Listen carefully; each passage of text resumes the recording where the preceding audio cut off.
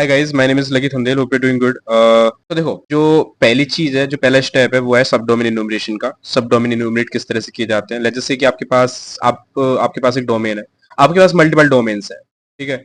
एक आपके पास एक एसेट है जैसे गूगल, ठीक है। तो गूगल के बहुत सारे सब डोमेन्स आप निकाल सकते हो, राइट। maps.google.com है ना। अब देखो, गूगल एक कंपनी है जिसके अंदर यूट्यूब भी आता है, तो तुम यूट्यूब के भी सब डोमेन्स निकाल सकते हो, ठीक है।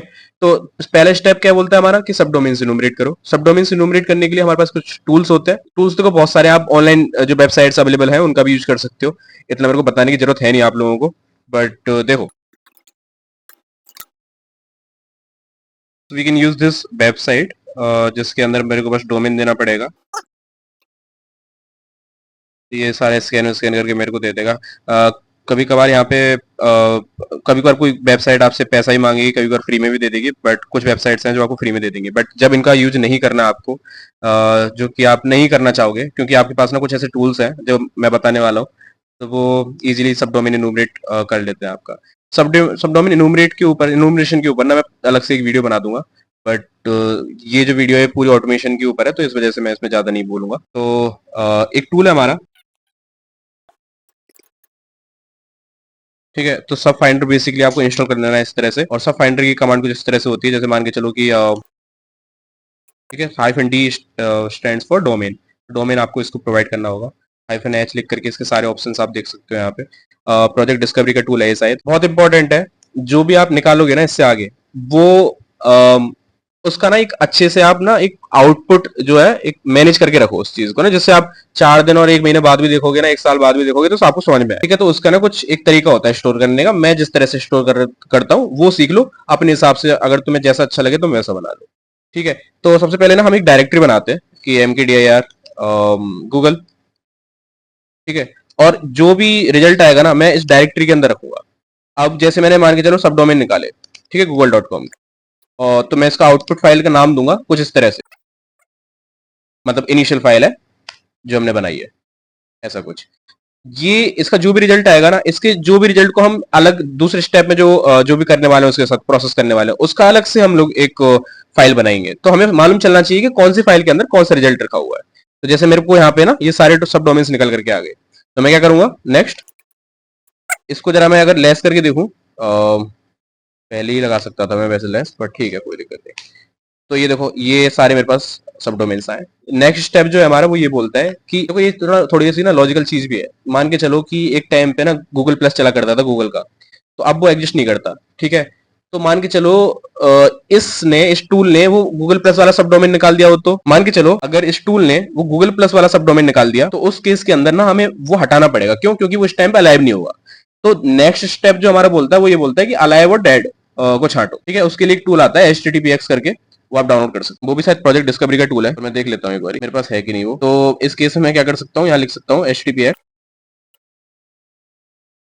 ठीक है। और इसकी रिलीजेस में जाकर के मैं इसकी बाइनरी उठा लेता हूँ AMD 64 बिट के लिए। तो यहाँ पे मैं क्या करता हूँ, अनजिप वाली कमांड डालता हूँ httpx के लिए, और इस तरह से इसको अनजिप कर लेता हूँ। और यहाँ पे ये जो बाइनरी आई है, इसको ch मोड से एग्जीक्यूटेबल की परमिशन दे देता हूँ, और डॉट स्लैश करके httpx इस तरह से एग्जीक्यूट कर देता हूँ। इस केस में मैं क्या कर सकता हूँ, मतलब और क्या कर सकता हूँ, इसको बाइनरी डायरेक्टरी के स्लैश बिन डायरेक्टरी के अंदर, स्लैश एस बिन डायरेक्टरी के अंदर डाल सकता हूँ, जिससे मेरे डायरेक्टली एक्सेसिबल हो जाए। बट अभी के लिए नहीं करते वो काम। अभी मैं क्या करता हूँ, फिल्टर आउट करने के लिए, सेकंड स्टेप का आउटपुट लेने के लिए, मैं ये जितने भी सब डोमेन्स मेरे निकले थे, ठीक है, उसको मैं पाइप कर दूंगा इस तरह से कुछ, कि मतलब जो भी टास्क आपको परफॉर्म करना है, वो इनके ऊपर परफॉर्म करना है। और किसकी मदद से परफॉर्म करना है, इस httpx बाइनरी से। और इसका आउटपुट मैं ऐसे इस तरह से ऐसे स्टोर कर सकता हूँ। वैसे इस तरह से स्टोर करोगे तो ज्यादा बेटर है, टी कमांड की मदद से पाइप लगा के टी लगा दोगे तो। चलो, फाइल डिस्क्रिप्टर के बारे में बाद में बात करेंगे।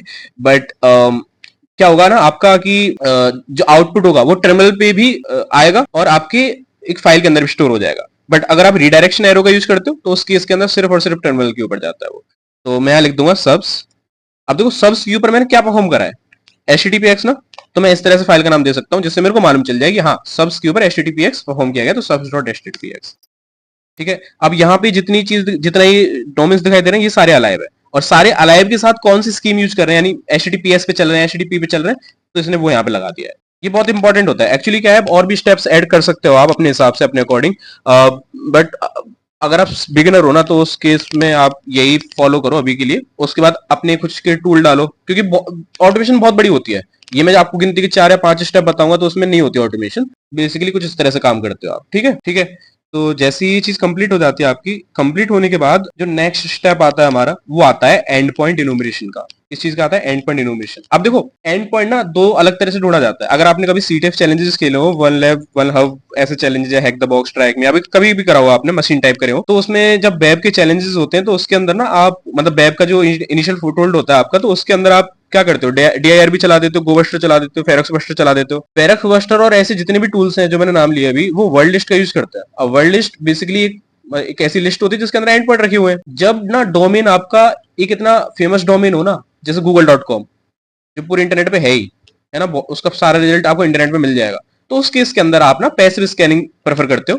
बट अगर जैसे मान के चलो आपकी यूनिवर्सिटी है, तो यूनिवर्सिटी आपकी इतनी पॉपुलर नहीं होगी, इस केस में आप क्या कर सकते हो, वर्ल्ड लिस्ट चला लो, जो फेरक्स बस्टर या फिर गोबस्टर जो भी आप टूल यूज करते हो, उस केस में आप वो कर सकते हो। ठीक है, जैसे आपकी यूनिवर्सिटी अगर इंडिया के अंदर है तो ना कुछ ऐसे एंड पॉइंट होंगे, कॉमन एंड पॉइंट्स होंगे उसके ऊपर, जैसे स्लैश लाइब्रेरी, ऐसा कुछ बाहर की यूनिवर्सिटीज में भी होगा, बट मैं बता रहा हूँ वर्ल्ड लिस्ट अपने अकॉर्डिंग आपको क्राफ्ट करनी होगी। ठीक है, वो मैं समझाना चाह रहा हूँ। अगर आपका डोमेन बहुत ज्यादा फेमस है, इसका मतलब ये है कि आप पैसिवली स्कैन कर सकते हो। और पैसिवली स्कैन करने के लिए एक बहुत अच्छा टूल है जिसको बोलते हैं गेट ऑल यूआरएल। ये आपको एप्ट कमांड की मदद से आप इंस्टॉल कर लोगे इसे, और ये सिर्फ काली के अंदर है। अगर आप काली के अंदर नहीं हो तो फिर आपको गो लैंग इंस्टॉल करके, फिर उसके बाद गो इंस्टॉल करके एक कमांड आती है, और वो गिटहब से उठाना पड़ेगा आप।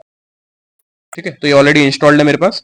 तो मैं क्या करूंगा, इस केस के अंदर जो भी मैंने, जो मेरा पुराना रिजल्ट था, जैसे subs डॉट httpx, ये वाला।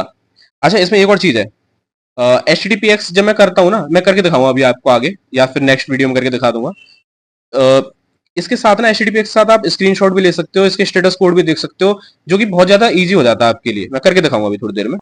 गेटल यूआरएल, इसका आउटपुट इस तरह से कुछ सेव कर लेते हैं हम लोग।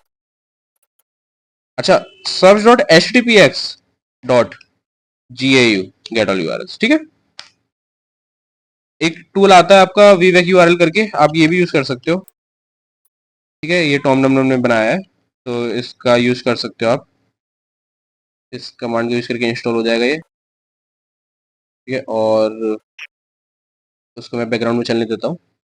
अच्छा, एक एक और चीज, कभी भी ना इंटरप्ट नहीं करना आपको। 4 महीने चल रही है ना आपकी ऑटोमेशन, तो 4 महीने चलने देनी है। ठीक है, इस चीज को ध्यान रखना। कभी भी जो भी ऑटोमेशन चल रही है आपकी, चलने दो। तो मैनुअली करते रहो उसके ऊपर, तुम्हें सबर नहीं हो रहा तो मैनुअली करो वेबसाइट के ऊपर, बट जो ऑटोमेशन चल रही है ना बैकएंड में, उसको चलने। ठीक है, इसकी तुम स्क्रिप्ट भी बना सकते हो खुद अपनी, कि पहले क्या हो, उसके बाद क्या हो, उसके बाद क्या हो। बट मेनली यही स्टेप्स होते हैं कि जैसे सब डोमेन्स इनोमिनेट करा, सब डोमेन्स इनोमिनेट करने के बाद उस पर ये लगाया। पर देखो, आजकल आजकल ना जनता बहुत ज्यादा हुई है और बाउंड्री प्रोग्राम्स कम हो गए, तो तुम्हें सिर्फ और सिर्फ ऑटोमेशन से नहीं मिलेगा। मतलब मिल सकता है अगर तुम्हारी किस्मत बहुत अच्छी है तो, बट नहीं मिलता है। ठीक है, मोस्टली तो तुम्हें मैनुअली ही आना चाहिए ज्यादा। अब बात करते हैं यहाँ पे आपके इसके विवेक यूआरएल की। तो बेसिकली यहाँ पे ये जो कमांड मैंने आपको दिखाई है, इस कमांड का यूज करके आप टूल को इंस्टॉल कर सकते हो। विवेक यूआरएल को इंस्टॉल होने के बाद ये आपको आपके होम डायरेक्टरी के अंदर, नहीं सॉरी मैं रूट में हूँ ना डायरेक्टरी में, सॉरी, तो मैं रूट यूजर से इंस्टॉल किया है, तो फिर ये रूट के अंदर मिलेगा। इस कमांड का यूज करके मैं क्या कर सकता हूँ यहाँ पे, देखो इस तरह से। अभी ये ना स्टेप 3 चल रहा है, ऐसा नहीं कि स्टेप 4 पे जंप करके, अभी हम लोग एंड पॉइंट्स ही इनूमरेट कर रहे हैं। तो subs डॉट httpx, ठीक है, उसको इस तरह से पाइप करो और इसको स्टोर कर दो इस तरह से, पाइप लगा के, की लगा के, output dot way back URLs. ठीक है, बस वेट करना है अपने को, इससे ऊपर कुछ नहीं करना। और तब तक के लिए हम क्या करते हैं कि देख लेते हैं, चेक कर लेते हैं एक बारी कुछ आया कि नहीं आया। ये देखो ऊपर, अगर मैं आपको दिखाऊं, तो ये सारे ना एंड पॉइंट्स निकले हुए हैं इसके। देखो एपीआई डॉट गूगल का ये वाला एंड पॉइंट इसने इंटरनेट से निकाल रहा है। ठीक है, अगर आपको वैसे निकालने, नॉर्मली निकालने, तो आप फेरक्स बस्टर का यूज कर सकते हो, कोई दिक्कत वाली बात। ऐसा करते हैं, इस वीडियो को यहाँ पे खत्म कर देते हैं, क्योंकि मैं ज्यादा बड़ी नहीं करना चाह रहा, आप लोग देखते भी नहीं हो। तो मैं नेक्स्ट वीडियो के अंदर आपको यहाँ से कंटिन्यू, हम लोग नेक्स्ट वीडियो के अंदर यहाँ से कंटिन्यू करेंगे, और नेक्स्ट स्टेप देखेंगे कि क्या हो सकता है, ग्रैब ब्रैब किस तरह से किया जाता है। इनका रिजल्ट हम निकल के आएंगे एक्चुअली, मतलब जितना भी हम एंड पॉइंट लेकर के आए ना, उसका सारे का रिजल्ट स्टोर करेंगे एक जगह, उसके बाद फिर उसमें से ग्रैपिंग करेंगे, और फिर देखेंगे कहाँ बग्स हो सकते हैं, फिर कौन सी वेबसाइट चेक करनी है मैनुअली, किस बग के लिए चेक करनी है, तो वो सारी चीजें। ठीक है, तो thank you so much guys for watching this. Next video मिलता हूँ, बाय बाय।